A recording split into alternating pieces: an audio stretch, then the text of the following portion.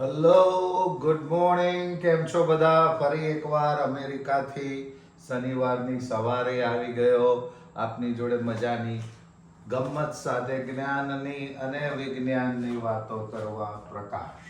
આજનો વિષય છે reel. Reel reel reel Instagram. હવે તો આપણા માનનીય શ્રી મોદીજી સાહેબ પણ ઇન્સ્ટાગ્રામ પર આવી ગયા છે, એટલે આપ સૌ ઇન્સ્ટા ઉપર તો આવી જ ગયા હશો. હું શા માટે રીલની વાત કરું છું? હું તો વિજ્ઞાનની, હું તો મેડિસિનની વાત કરતા કરતા રીલની વાત કેમ કરું છું?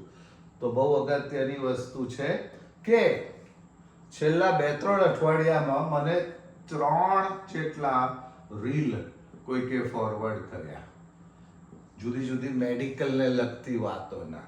એટલે મેં કીધું કે પહેલા હું થોડી આ રીલ અને ઇન્સ્ટા ઉપર વાત કરું. તો એમાં અગત્યની વસ્તુ સમજવાની એ છે કે આજકાલ સોશિયલ મીડિયા ઉપર વિજ્ઞાનનો બહુ જ મોટો રાફડો ફાટ્યો છે. દરેક જણને એમ છે કે હું મારું વિજ્ઞાન જાહેર કરું, અને એ જાહેર હું ઇન્સ્ટા, ફેસબુક, સોશિયલ મીડિયા દ્વારા કરું. એટલે જાત જાતની રીલો આવે. અને જ્યારથી મેં આ યુટ્યુબ વિડીયો કરવાની ચાલુ કરી છે ત્યારથી ઘણા મિત્રો પણ મને હવે રીલ ફોરવર્ડ કરે છે કે પ્રકાશભાઈ આ જરાક રીલ જુઓ ને. તો ઇન્સ્ટાની રીલ જોતા પહેલા કઈ વસ્તુ ઉપર ધ્યાન રાખવી એ સૌથી અગત્યની છે. સૌથી પહેલી વસ્તુ તો એ કે જે વિજ્ઞાનની, મેડિકલ સાયન્સની વાત ઇન્સ્ટા ઉપર કરતા હોય એની ઉપર તમે 100% વિશ્વાસ કરો છો કે નહીં? કારણ કે જો તમને પોતાને એના વિશે કંઈ જ્ઞાન ના હોય, વિશ્વાસ ના હોય, અથવા તમને સલાહ આપનાર કોઈ એવી વ્યક્તિ એ વિષયનો એક્સપર્ટ ના હોય, તો એ ઇન્સ્ટા ઉપર બહુ ધ્યાન આપીને ફોલો કરવો. દાખલા તરીકે મને એક રીલ મોકલાવી, અમારા એક ઓળખીતા મિત્રએ રીલ મોકલાવી. હવે એ રીલ છે ચાઇનાની એક્યુપ્રેશર ઉપર, રિફ્લેક્સોલોજી ઉપર. હવે ચાઇનાનું પોતાનું એ વિજ્ઞાન છે અને ચાઇનામાં એ પ્રચલિત છે, પણ એની વિડીયો હવે ફોરવર્ડ થવાની ચાલુ થઈ છે. આમાં પ્રોબ્લેમ એ છે કે એલોપેથીમાં આના વિશે કોઈ જ્ઞાન નથી. ઇવન ચાઇનામાં 80% લોકો એલોપેથી વાપરે છે. એટલે આવી રિફ્લેક્સોલોજી ફરતી થાય તો એને શોર્ટકટ માનીને રોગોનું નિદાન થઈ જશે, રોગોનું કારણ જતું રહેશે, રોગ મટી જશે એવું માની લેવું જરૂરી નથી.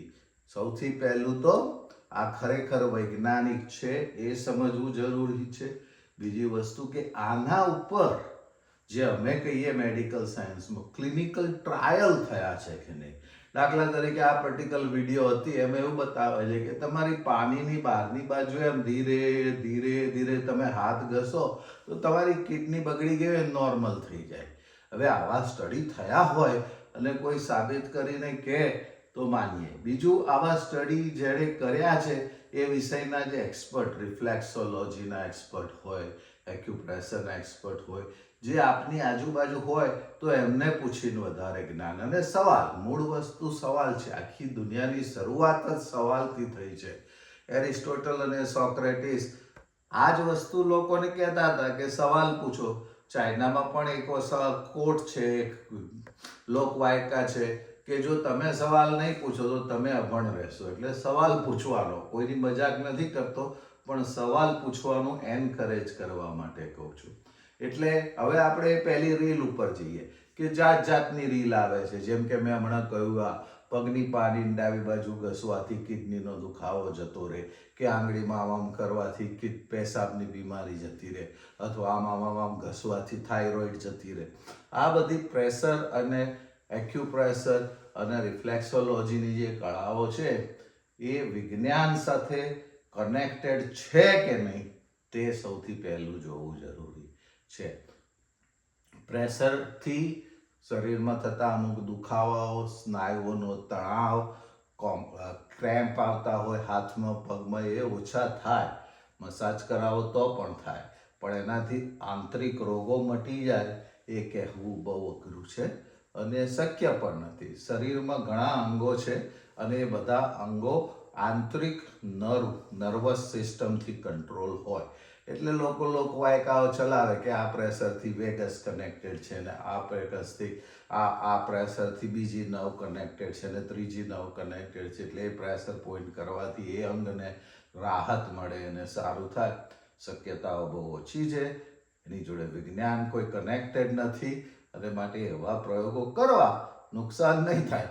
પણ ખરેખર એક્સપર્ટને પૂછ્યું અથવા એક્સપર્ટને વાંચીને અથવા મને પૂછજો, હું પોતે એના વિશે વાંચીશ, કારણ કે મારે વાંચવું પડે. આ બધી વસ્તુ એવી છે કે જેમાં હું પોતે કે શીખેલો કે ભણેલો નથી. આ પ્રેશર પોઈન્ટ, એક્યુપ્રેશર, રિફ્લેક્સોલોજી, એટલે એમાં મેઇન વસ્તુ સમજવાની એ કે રીલ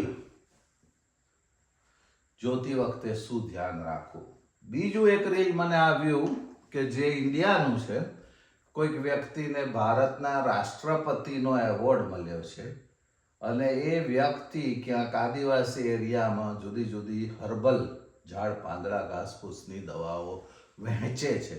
પૈસા નથી લેતા, પણ દરેક કન્સલ્ટન્ટનો ફિક્સ અમાઉન્ટ છે જે આપી દેવાનો. અને હવે એવી રીલો ફરે છે કે જાણે એમણે કેન્સર મટાડી દીધું છે અને ઓપરેશન કરવા પડે એવા રોગો પણ મટાડી દીધા છે. તો હવે એની પાછળનો ફોલોઅપ એ છે. આ થઈ રીલ નંબર 1, પછી થઈ રીલ નંબર 2. એની પાછળની ફોલોઅપ એ છે કે ઇવન ઇન્સ્ટાગ્રામે પોતે આ એકાઉન્ટને બ્લોક કરી દીધો છે.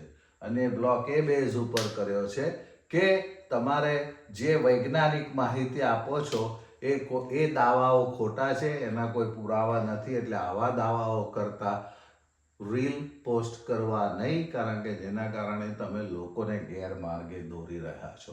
રાષ્ટ્રપતિનો એવોર્ડ, ઇન્ડિયાના રાષ્ટ્રપતિનો એવોર્ડ મળેલી વ્યક્તિનું ઇન્સ્ટાગ્રામ એકાઉન્ટ આ કારણસર બ્લોક કરવામાં આવ્યું છે. તો આમાં શું છે કે જે વ્યક્તિએ મને રીલ મોકલાવી એમની સમસ્યા એ હતી સોજા, શરીર પર ખૂબ જ સોજા. તો આ વ્યક્તિ માટે મારે એક જ સલાહ હતી કે સૌથી પહેલા આનું નિદાન કરો કે સોજા કેમ છે. નિદાન કરતા એવું ખબર પડી કે આ વ્યક્તિને 99% બધી ટેસ્ટ કરાયા વગર જ ખાલી એમની વાર્તા સાંભળીને અને સોજાના પિક્ચર જોઈને મેં નિદાન કર્યું કે તમને મોટે ભાગે રાઈટ હાર્ટ ફેલિયર એટલે કે જમણું હૃદય ફેલ થઈ રહ્યું છે. પુષ્કળ બીડીઓ પીવાથી, COPD એટલે ક્રોનિક ઓબ્સ્ટ્રક્ટિવ લંગ ડિસીઝ થયો હોય, એમ્ફિસીમા થયો હોય, એના લીધે રાઈટ હાર્ટ ફેલિયર થયું હોય, એના લીધે લીવર પર સોજો આવે, પેટ પર સોજો આવે અને પગમાં સોજો આવે. હવે આ વસ્તુની નિદાન 4-6 મહિનામાં, વર્ષમાં થઈ ગઈ હોય તો એની દવા તમે ડાયુરેટિક ઉપર મેં બહુ જ લાંબુ ભાષણ આપેલું છે, મારી આગળની વિડીયો જોજો. ડાયુરેટિકથી આ સોજા દૂર થાય. પણ 5, 7, 10 વર્ષ સુધી આ ચાલતું હોય તો એમાં ડાયુરેટિક અસર ના કરે. એમાં મસાજ થેરપી કામ લાગે. મસાજ થેરપી ખાસ કરીને કેન્સરના દર્દીઓને ઓપરેશન કર્યા પછી લિમ્ફ નોડ કાઢે તો એ પ્લગમાંથી લિમ્ફેટિકનું ડ્રેનેજ ઓછું થઈ જાય અને સોજા આવે. એમના માટે જે ખાસ મસાજ થેરપી ચાલતી હોય છે એ કરવાથી આ જાતના સોજામાં ફાયદો થાય. અને ત્રીજી વસ્તુ કે કોમ્પ્રેશન સ્ટોકિંગ્સ એટલે કે એવા મોજા કે જે પહેરવાથી તમારા હાથ પગના સ્નાયુઓને સતત મસાજ કર્યા કરે. તો આમાં બે વસ્તુ કે એક તો જ્યારે તમારી પાસે કોઈ રીલ આવે તો એને એકદમ તરત માની ના લેવી, એ અગત્યનું છે. અને બીજું કે એ જે બીમારી શું છે એ સૌથી અગત્યનું છે સમજવું, અને એ પ્રમાણે તમારે એના ડૉક્ટરની સલાહ લેવી. તમે એમનેમ જ, મારી તો આ વ્યક્તિને એવી સલાહ હતી કે એમનું રાઈટ સાઈડ જમણી બાજુનું હૃદય એટલું બધું નબળું હતું કે આ આદિવાસી એરિયામાં જો દવા લેવા જાય તો ત્યાં જ હાર્ટ ફેલિયર થઈ જાય, જે પેલું હાઈ ઓલ્ટિટ્યુડ સિકનેસ કે છે ને એ. એટલે ઘણીવાર આ રીલો ફોલો કરવામાં જે સાવચેતી રાખવી પડે એના માટે હું આજે તમને ખાસ કહી રહ્યો છું. એક તો એ રીલ માટે ખરેખર કંઈ જ્ઞાનની વાત થઈ રહી છે. 2, આ રીલ પર જે દવાઓ આપે છે એનાથી કોઈ ફાયદો ખરેખર થયેલા પુરાવા છે. ખરેખર શું ઇન્સ્ટાગ્રામ આ જાતની વિડીયોને સપોર્ટ અને ફોલો કરે છે? જો આપને ખ્યાલ હોય તો એક વાત જણાવી દઉં કે ચીનમાં તો એ લોકોએ હવે એવો કાયદો કર્યો છે કે તમને પોતાને જે જ્ઞાનનું સર્ટિફિકેટ ના હોય એ જ્ઞાન વિશે તમારાથી ઇન્સ્ટાગ્રામ ઉપર વાત જ ના કરાય. એટલે આ બધી વસ્તુઓની ધ્યાન રાખવું જરૂરી છે.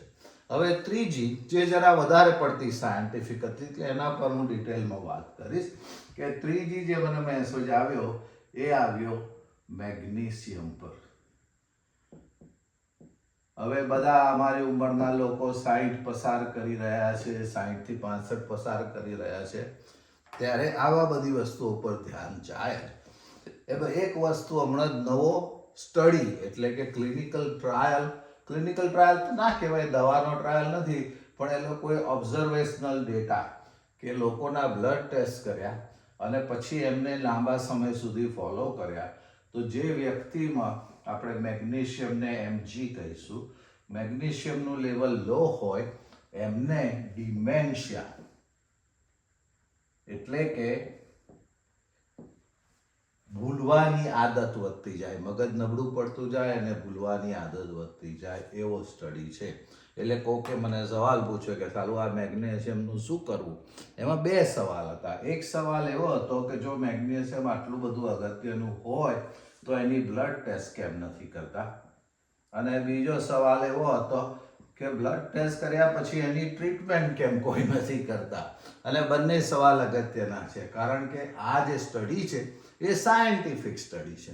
હવે સાયન્ટિફિક સ્ટડી જ્યારે ઇન્સ્ટા ઉપર, સાયન્ટિફિક સ્ટડી જ્યારે ટ્વિટર ઉપર આવે ત્યારે આખો સ્ટડી તો પબ્લિશ થયો ના હોય, એટલે એમાં થોડું તમારે સમજવાની જરૂર પડે. તો આ સ્ટડીની ખાસિયત શું છે એ હું અહીંયા તમને ચિત્રમાં સમજાવીશ. કે આ સ્ટડીમાં એ લોકોએ એવું કહ્યું કે ડિમેન્શિયાનું રિસ્ક અને મેગ્નેશિયમ લેવલ એ જ્યારે એ લોકોએ માપ્યું તો ખબર પડી કે જો તમારું મેગ્નેશિયમ 0.83 થી 0.87 ની વચ્ચે હોય લેવલ, મેગ્નેશિયમનું લેવલ, ત્યાં સુધી તમારા ડિમેન્શિયાના ચાન્સીસ ઓછા છે.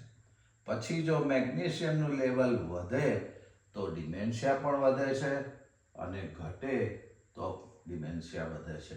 પણ અહીંયા એ લોકો એની કમ્પેરિઝન ડિમેન્શિયા સાથે નહીં, ડિમેન્શિયાના રિસ્ક સાથે કરે છે. એટલે એ વસ્તુ પણ સમજવી જોઈએ કે ડિમેન્શિયાનું રિસ્ક એટલે શું? આ તો સ્ટેટિસ્ટિક્સની રમત થઈ એક જાતની. ડિમેન્શિયાના રિસ્કમાં જુદી જુદી 10 વસ્તુઓ આવે. તમારી ઉંમર આવે, ઉંમર પછી કેટલા વર્ષ સુધી તમે ફોલો કર્યું છે આવે, કઈ કઈ જાતના બીજા રોગ છે, ખાણીપીણી શું છે, ખાણીપીણીની આદત શું છે, આ બધુંય. અને સૌથી અગત્યની વસ્તુ એ કે રેન્જ એ લોકોએ આપી 0.83 થી 0.87. હવે આ રેન્જમાં મેગ્નેશિયમનું લેવલ માપવું, રોજ બરોજમાં માપવું શક્ય જ નથી. શક્ય જનરલ વ્યક્તિને તમે આજે સવારે મેગ્નેશિયમનું લેવલ કરો અને સાંજે લેવલ કરો, જુદું જુદું આવે. શનિવારે સવારે કરો અને સોમવારે સવારે કરો, જુદું જુદું આવે. એટલા માટે મેગ્નેશિયમ રોજ બરોજની ટેસ્ટમાં થતું નથી. પણ જો તમને રિસ્ક હોય, ડાયાબિટીસ હોય, બ્લડ પ્રેશર હોય, હાર્ટની બીમારી હોય, કોલેસ્ટેરોલની બીમારી હોય, તમારી ખાણીપીણીની આદતો એવી હોય, તો મેગ્નેશિયમ લેવલ કરે અને જો એવું લાગે તો એનું સપ્લિમેન્ટ પણ કરાય. પણ એના સપ્લિમેન્ટ કરવામાં સૌથી અગત્યની વસ્તુ છે તે આ કે જો તમારું મેગ્નેશિયમનું લેવલ ખૂબ વધી જાય તો એ પણ મગજને નુકસાન કરે. એટલે આ સ્ટડી મેં એટલા માટે ડિટેલમાં ડિસ્કસ કર્યો કે એ બતાવવા માટે કે આમાં ટ્વિટર ઉપર કે ઇન્સ્ટાગ્રામ ઉપર આ સ્ટડી કોઈએ મૂક્યો, ખોટું નથી, વાત સાચી છે, પણ પેલું કહે છે ને અંગ્રેજીમાં રીડ બિટવીન ધ લાઇન. એટલે આવા સ્ટડીને બ્લાઇન્ડલી તમે ફોલો ના કરી શકો કે ભાઈ હવે મારે ઉંમર 60 થઈ છે અને મારે હવે ડિમેન્શિયા કે મગજ મારું નબળું પડી જાય એવું નથી જોઈતું, એટલે હવે હું રોજ મેગ્નેશિયમની ગોળીઓ લેવાની ચાલુ કરી દઉં તો એવું પણ ના ચાલે. એ સ્ટડીને બરાબર ફોલો કરવાનો, ડાક્ટરને પૂછવાનું કે ખરેખર જરૂર છે કે નહીં, વર્ષમાં કેટલી વાર હું મેગ્નેશિયમની ટેસ્ટ કરાવું કે નહીં, અને કરાવ્યા પછી કયું મેગ્નેશિયમ લેવું. આ બધા અગત્યના વસ્તુ છે, કારણ કે મેગ્નેશિયમની ગોળી એની પણ સાઈડ ઇફેક્ટો છે. મેગ્નેશિયમ લેવલ વધી જાય એનાથી પણ નુકસાન છે. એટલે આજનો જે સાર કહેવાય, મારી આખી વાર્તાનો સાર, એ આપણો ટ્વિટર, યુટ્યુબ, ટ્વિટર, જે હવે એક્સ તરીકે જણાય છે, અને ઇન્સ્ટાગ્રામ, આ બે વસ્તુઓનો ઉપયોગ કરવો. આની પર જે પણ જ્ઞાન આવે, ઇંગ્લિશમાં લખવા ટ્રાય કરું છું, જે પણ જ્ઞાન કે નોલેજ આવે એ વાંચવું. પણ એ વાંચતા પહેલા કઈ વસ્તુઓની કાળજી રાખવી? તો સૌથી પહેલી કાળજી એ રાખવી કે આ જે પોસ્ટ આવી છે એ ખરેખર ઓથેન્ટિક છે કે નહીં. કોઈક ડોક્ટરે કે કોઈક એન્જિનિયરે કે કોઈક વૈજ્ઞાનિકે પોસ્ટ કરી છે કે નહીં. બીજું, એને ફોલો કરતા પહેલા ડોક્ટર કે વૈજ્ઞાનિકનો સંપર્ક કરો જેને આ વિષયનો અનુભવ છે, જે તમને સાચી સલાહ આપી શકે. અને ત્રીજો, કે જે આજકાલ એક વસ્તુ ફેશન બની ગઈ છે કે આજથી 2000 વર્ષ પહેલા લોકો આમ કરતા હતા અને એનાથી ફાયદો થતો હતો. અરે અમારા કલ્ચરમાં તો આનું બહુ જૂનું નોલેજ છે, લોકો આયુર્વેદિક માટે એવું કરતા હોય છે, ચીનાના લોકો એક્યુપ્રેશર ને એક્યુપંચર માટે એવું કરતા હોય છે, સાઉથ અમેરિકાના લોકો પોતાનું સુધી કાઢ્યું કે 5000 વર્ષ પહેલા અમારે ત્યાં તો આ વસ્તુની દવા હતી ને કોઈને કેન્સર નહોતું થતું. એ બધું વાંચવું, જોવું, એમાં પ્રયત્ન કરવો હોય તો પહેલા એ વિષયના એક્સપર્ટને સવાલો પૂછવા અને પછી જ ફોલો કરવું. એ સિવાય રીલ અને ઇન્સ્ટા પર તૂટી ના પડવું. અને હું એક્સપર્ટ નથી દરેક વિષયનો, પણ જો તમે મને રીલ કે ઇન્સ્ટા મોકલશો અથવા ટ્વિટર મોકલશો તો હું પોતે તમારા માટે, જો મારો વિષય નહીં હોય, જેમ કે આ મેગ્નેશિયમ મારો વિષય છે, એમાં મારે સ્ટડી ના કરવો પડે, પણ પેલો એક્યુપ્રેશરનો વિષય મારો નહીં સ્ટડી કરીને કહેવો પડે, તો કે સોજાનો વિષય મારો કહેવાય, એની પર હું તમને ડાયરેક્ટ અને એની પાછળનું ઇન્વેસ્ટિગેશન પણ હું તમને કરીને કહીશ. તો આ બાબતે ધ્યાન રાખજો. ઇન્સ્ટા પણ મોકલતા રહેજો, ટ્વિટર પણ મોકલતા રહેજો. ફરીને ફરી મળીશું અને આવી બધી જ્ઞાનની વાત મજાથી કરીશું. ચલો, have a good day, good weekend. ફરી આવતા અઠવાડિયે મળીશું. બાય.